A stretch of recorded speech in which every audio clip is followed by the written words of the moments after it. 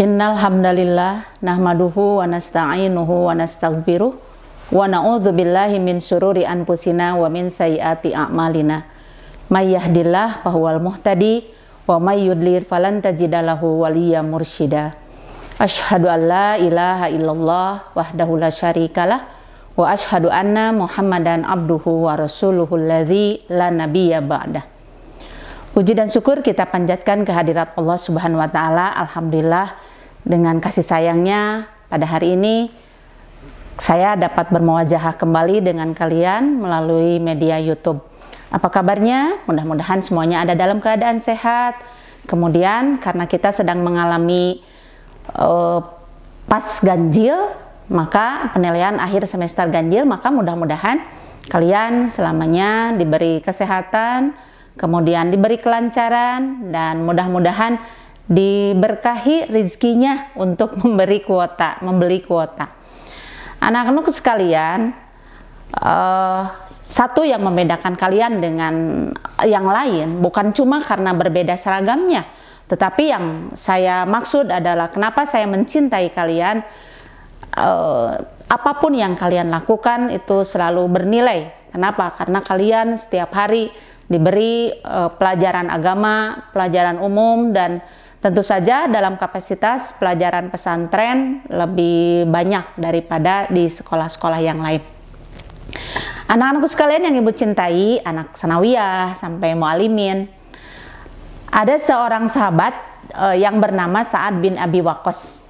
Kenapa di dalam kitab Sahih Muslim dalam bab Fadail Sahabah dia menempati urutan setelah Khulafaur Rasyidin. Jadi di dalam kitab Fadail Sahabah yang pertama adalah Abu Bakar, yang kedua Umar, yang ketiga Utsman, yang keempat Ali. Tapi setelah Khulafaur Rasyidin ini, Sa'ad bin Abi Waqqas menempati tempat kelima. Kenapa? Karena dia adalah orang yang istimewa di hadapan Rasulullah. Ketika Rasulullah hijrah ke Madinah, dia menjadi penentram bagi Rasulullah Shallallahu Alaihi Wasallam. Ada sebuah kisah yang fenomenal dari Sa'ad bin Abi Waqqas, yaitu ketika dia masuk Islam, keislamannya itu ditentang oleh ibunya.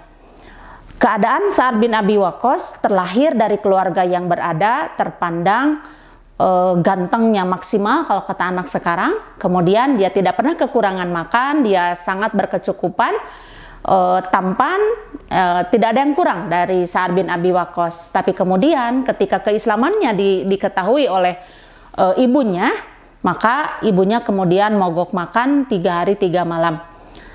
Dan ada ayat yang khusus berkenaan turun mengenai Sa'ad bin Abi Waqqas, yaitu Al-An'am ayat 52, Al-Ankabut ayat 8, Al-Anfal ayat 1, kemudian Luqman ayat 15. Jadi betapa istimewanya Sa'ad bin Abi Waqqas di hadapan Rasulullah.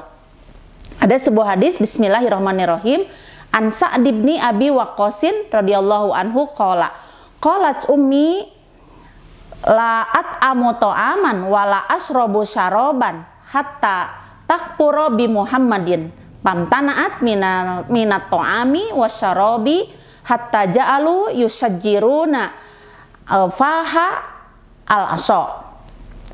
Hadisnya diterima dari Sa'ad bin Abi Waqqas. Dia berkata ibuku, aku tidak akan makan dan aku tidak akan minum sehingga engkau kufur terhadap agama Muhammad.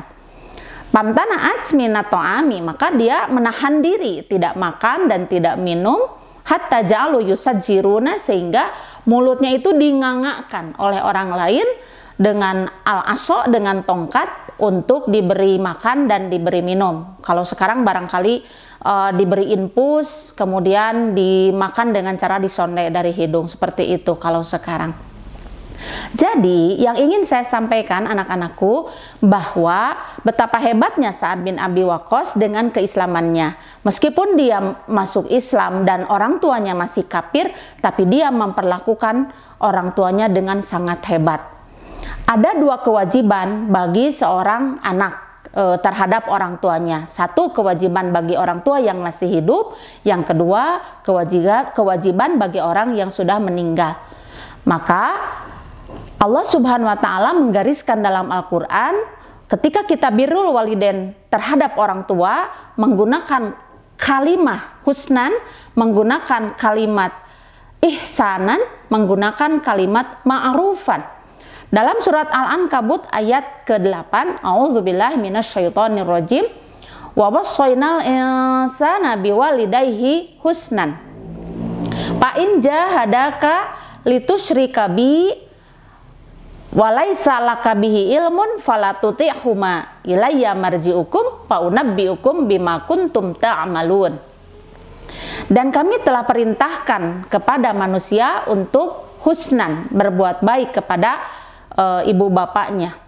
Maka ketika keduanya memaksa untuk musyrik kepadaku dan kamu tidak punya kemampuan, tidak punya ilmu tentangnya, fala tuti'huma, maka janganlah engkau mentaati keduanya. Ilayya marji'ukum, kepadakulah kalian kembali, fa unabbi'ukum bima kuntum ta'malun, dan akan aku terangkan tentang apa-apa yang telah kalian kerjakan. Kewajiban terhadap orang yang masih hidup, anak-anak, yaitu bahwa kita harus birrul walidain. Mustahil bagi seorang yang mengaku beriman dan beramal soleh, dia tidak birrul walidain. Sejatinya setiap anak, apapun yang dia ucapkan, apapun yang dia perbuat, itu perhitungannya karena dia akan kembali kepada Allah. Jadi ketika dia berbuat baik terhadap ibu bapaknya, maka itu adalah bagian dari birrul walidain. Maka ketika seseorang melakukan suatu amal perbuatan, hitungannya adalah untuk dia akan kembali kepada Allah, maka itulah orang yang cerdas. Al-kayyisu man dana nafsahu wa amila lima badal maut. Orang yang cerdas itu adalah orang yang dia menahan hawa nafsunya dan dia beramal untuk matinya. Tetapi ketika orang hanya berpikir untuk dunia saja tanpa berpikir untuk akhirat, maka itulah orang yang bodoh. Anak-anakku sekalian, dalam surat Al-Ankabut di sana dikatakan husnan. Kemudian dalam ayat yang lain wabil walidaini ihsanan.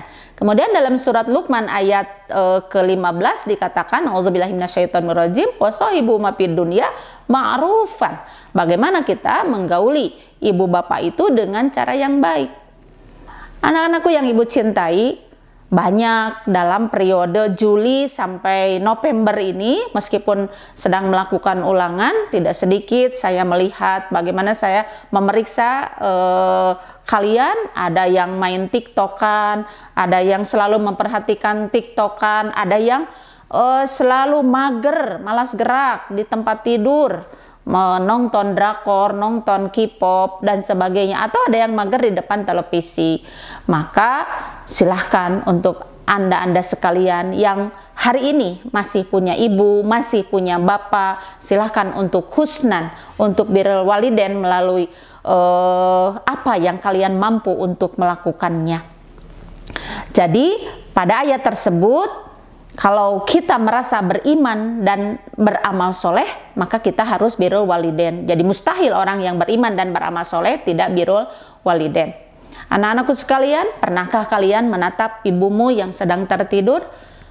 Maka ketika kalian sebagai anak membiarkan orang tua kalian sibuk sendiri, capek sendiri, semua dilayani oleh orang tua kalian, maka kita belum berbuat birrul walidain. Tetapi ketika kalian memancarkan wajah yang tersenyum, apalagi bertanya kepada ibunya, "Ma, ada yang perlu dibantu? Ma, pada dipencetan," maka itu akan menghilangkan semua lelah yang ada pada ibumu atau pada bapakmu.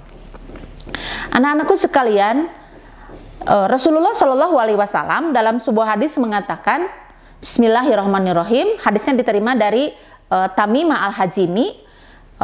Beliau bersabda, la tahqironna minal ma'rufi syai'an. Janganlah engkau menghinakan satu kebaikan.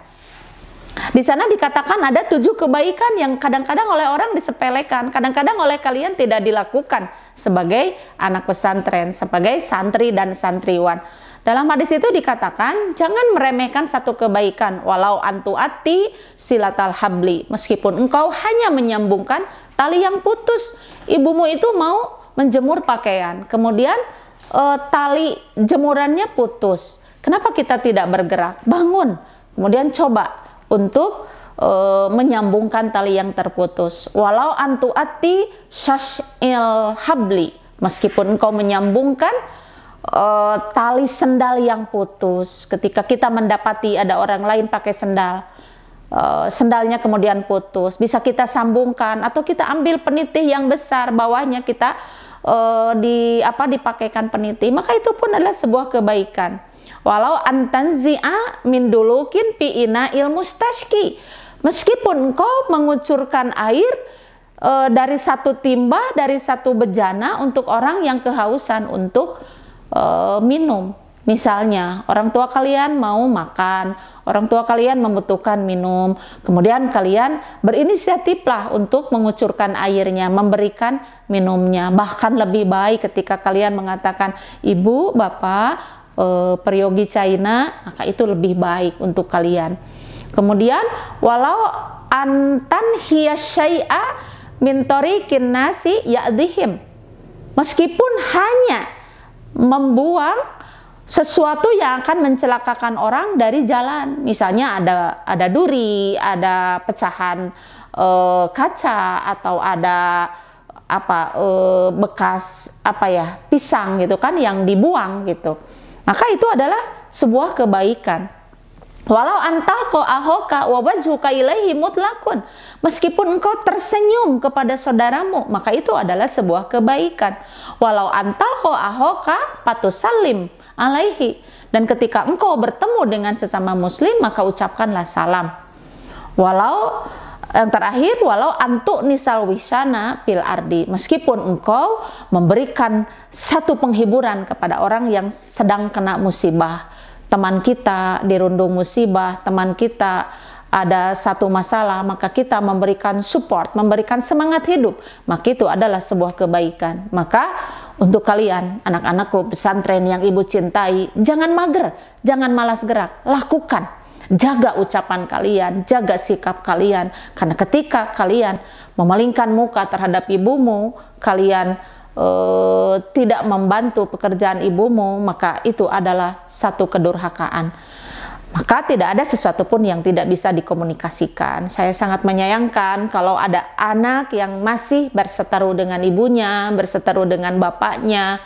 Ibunya masuk, anaknya keluar, bapaknya keluar, anaknya masuk. Itu adalah hal yang tentu saja tidak mengenakan sebagai santri Persatuan Islam 31 Banjaran. Saya berharap bukan berarti saya melarang untuk tiktokan, berarti melarang untuk melakukan hal-hal yang lain, selama itu tidak keluar dari kemaksiatan, maka ya silahkan. Tetapi ada hal lain yang lebih baik kalian lakukan selain itu adalah do something the best. Lakukan sesuatu yang terbaik sebagai bentuk birrul walidain kepada orang tua kalian.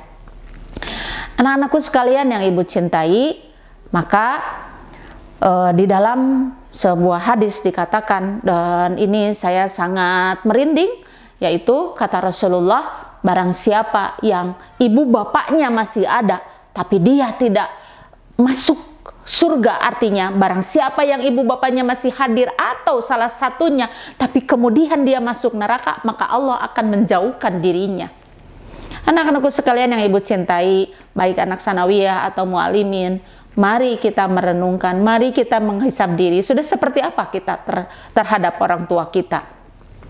Bahkan dalam sebuah hadis Rasulullah mengatakan bahwa berbuat baik kepada ibu bapak itu senilai ibadah umroh, senilai ibadah haji, ibadah umroh, dan ibadah jihad di jalan Allah. Datang seorang laki-laki kepada Rasulullah, bismillahirrahmanirrahim, inni astahil jihada la aqdiru alaihi. Qala, maka Rasulullah berkata, hal baqiya ahadun min walidaika, masih tersisakah salah seorang dari orang tuamu? Maka laki-laki itu menjawab, ummi, saya masih punya ibu Rasulullah. Maka kata Rasulullah, fattaqillaha fiha fa idza fa'alta dzalika fa anta hajjun wa mu'tamirun wa mujahidun fa idza da'atka ummaka fattaqillaha wa birroha. Maka ketika seorang laki-laki datang kepada Rasulullah, Rasulullah, saya ingin berjihad, saya ingin pergi, Tetapi saya tidak bisa. Maka kata Rasulullah, apakah masih tersisa salah seorang dari kedua orang tuamu? Maka laki-laki itu menjawab, saya masih punya ibu. Maka kata Rasulullah, fattaqillaha fiha, bertakwalah kamu melalui beliau. Faida fa'alta dzalika, maka ketika engkau melakukan hal itu, fa anta hajun wa mu'tamirun wa mujahidun. Bayangkan betapa besar nilainya kebaikan ketika anak-anakku sekalian berbuat baik kepada orang tua kita, kepada ibu kita, kepada bapak kita. Kenapa? Karena itu adalah senilai dengan ibadah haji, senilai dengan ibadah umrah, senilai dengan ibadah jihad di jalan Allah. Untuk anak-anakku, jangankan untuk haji, jangankan untuk jihad, ketika kita mampu berumrah saja sudah luar biasa, apalagi ketika kita mampu berjihad di jalan Allah, apalagi ketika kita mampu berhaji, itu adalah sebuah nilai. Tapi ada ibadah yang dia equal, sejajar, sebanding nilainya dengan haji, umrah, dan jihad, adalah ketika kita birrul walidain terhadap orang tua kita. Anak-anakku sekalian, saya pernah kehilangan ibu mertua 24 Juli 2010. 10 tahun kemudian, 8 Agustus 2020, saya kehilangan ibu. Anak-anakku sekalian, ketika kita semua mempunyai orang tua, mempunyai ibu, atau masih mempunyai bapak, maka kita mempunyai kunci surga. Jangan pernah lepaskan kunci surga itu. Apalagi ketika mereka masih hidup, tapi kita menjadi penghuni neraka, maka tentu Allah akan menjauhkan kita. Dan itu mudah-mudahan, na'udzubillah, tidak terjadi pada anak-anakku sekalian. Maka mudah-mudahan ada kebahagiaan bagi saya, meskipun berbicara melalui YouTube, ada kerinduan mengajar kalian di kelas, bagaimana kita bisa saling menyapa, bagaimana kita saling bertukar pikiran, bagaimana kita saling tanya jawab. Itu hal-hal yang menyenangkan bagi kalian, karena bagi saya, kalian harus lebih pintar dari guru kalian. Maka berarti kita guru berhasil mendidik kalian kalau kalian lebih cerdas dan lebih soleh daripada guru kalian. Itu barangkali yang bisa saya sampaikan kepada kalian. Mohon maaf bila dalam penyampaiannya ada kata-kata yang kurang berkenan, maka genggamlah dalam genggaman kalian, jangan sampai kunci surga itu lepas dari kalian. Maka ketika orang tua kita masih hidup, berbuatlah yang terbaik. Tetapi ketika sudah meninggal, bukan berarti kewajiban kita selesai. Ada beberapa kewajiban terhadap orang tua kita yang sudah meninggal, tetapi dibagi dua yang besar, yaitu yang pertama mendoakan, termasuk di situ adalah memohonkan ampunan bagi orang tua kita, dan yang kedua adalah bagaimana kita mampu melanjutkan kebaikan yang telah dilakukan oleh orang tua kita. Semoga yang masih punya orang tua, dekaplah ketika mereka masih ada, mohon ampunlah dari apa yang pernah kita lakukan. Ketika orang tua kita sudah tidak ada, jangan pernah ada waktu sujud kita yang tidak mendoakan orang tua kita. Mudah-mudahan kita dipertemukan kembali di surganya Allah Subhanahu wa Ta'ala. Sekian yang dapat saya sampaikan. Mohon maaf anak-anakku sekalian. Selalu salam rindu buat kalian, anak-anakku sekalian yang ibu cintai. Bagi saya, bagi kami, tidak ada yang bodoh, tetapi yang ada itu hanya yang malas dan yang rajin. Semoga Allah selalu memberikan kebaikan kepada kita semua. Mohon maaf bila ada kata-kata yang kurang berkenan. Rabbana atina fid dunya hasanah wa fil akhirati hasanah wa qina adzabannar. Aqulu qouli hadza wa astaghfirullah li wa lakum. Wassalamualaikum warahmatullahi wabarakatuh.